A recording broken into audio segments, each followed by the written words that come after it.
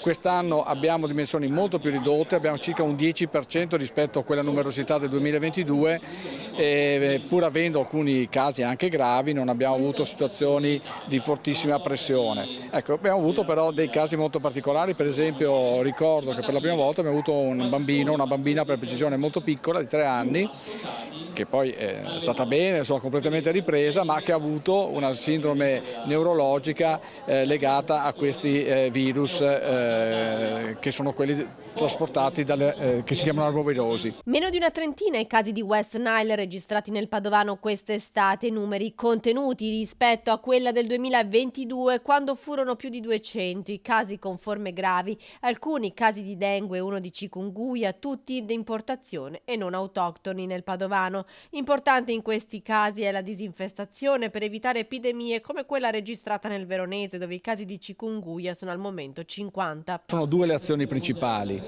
Una è quella che sta facendo la sanità pubblica con i comuni e con le ditte di disinfestazione, cioè appena viene fuori un caso, intorno a 300 metri della residenza andare immediatamente a intervenire, in maniera da ridurre il numero delle zanzare potenzialmente infette e ridurre la possibilità di trasmissione. L'altro è proteggersi in maniera individuale.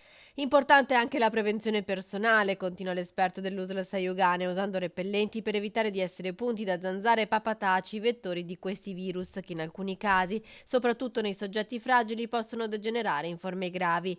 Virus che con l'estate dovrebbero sparire, lasciando però spazio all'influenza stagionale. Per questo, con l'inizio di ottobre è già tutto pronto per avviare la campagna vaccinale. Ci vuole un po' di tempo perché l'immunità prodotta dalla vaccinazione sia presente. Ecco, ci vuole un paio di settimane, quindi partire al 1° di ottobre e poi procedere con le vaccinazioni nel mese di ottobre e novembre principalmente è un periodo appropriato.